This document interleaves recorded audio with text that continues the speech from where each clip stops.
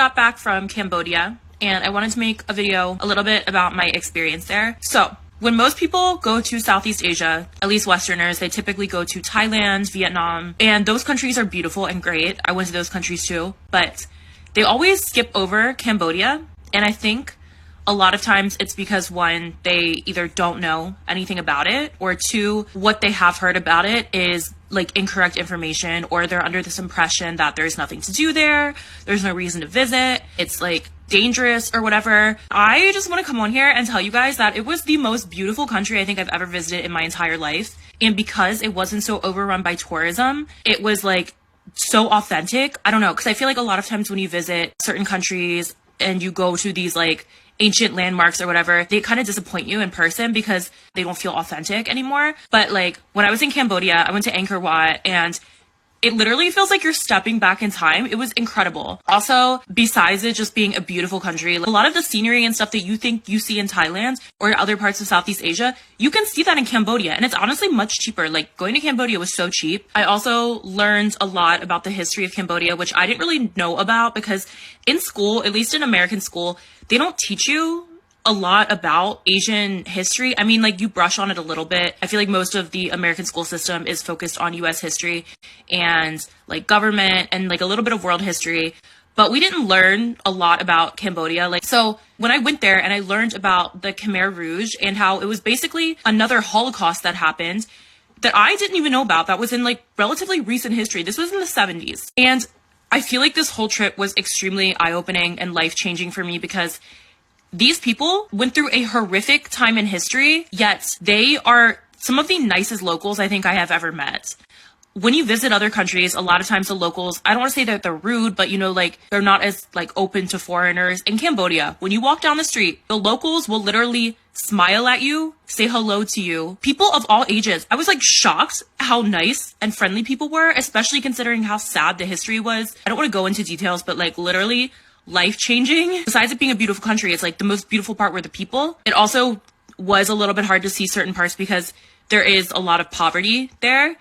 But I think it's really good to visit countries like that because it completely changes your perspective on everything else. Because me, as an American tourist, growing up in America, moving to Korea, living in a first world country, again, you can't even fathom what it would be like to grow up somewhere and not have access to all the technology you want.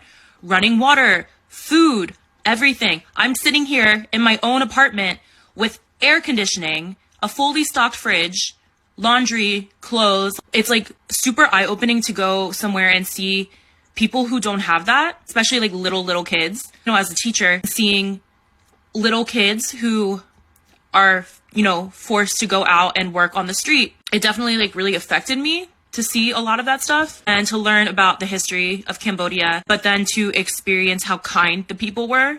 Like people who really don't have anything, but were still so kind and would give you whatever they did have if they could. When I was there were moments where I was like, I don't even know if I want to do social media anymore. When I'm living here, I'll have all these problems that I think are just like the worst thing in the world. Like I'll wake up, I'll feel fat one day, I'll feel ugly, a boy won't be texting me back, whatever.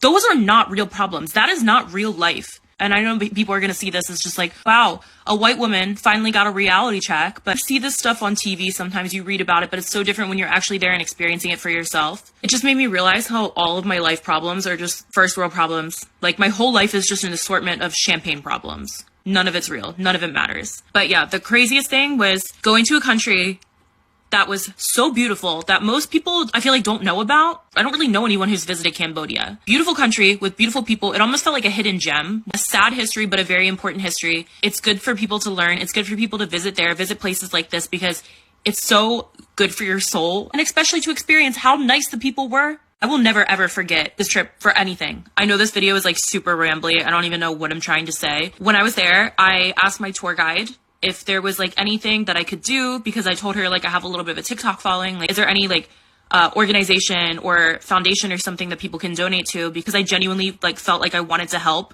the people there if I could, if there was anything I could do. And she said the best way to aid Cambodia and their economy is tourism. So I am here to tell you guys, if you get the opportunity to visit Southeast Asia, you can go to Thailand, you can go to Vietnam, you can see all these beautiful countries. Don't skip over Cambodia because There are countries that need your tourism more than other countries do and could really benefit from it, but are equally as beautiful. Honestly, in some ways, I would almost say more beautiful because these places are not super overrun by tourism. Angkor Wat was insane. I watched the sunrise at Angkor Wat. See if I can insert pictures here.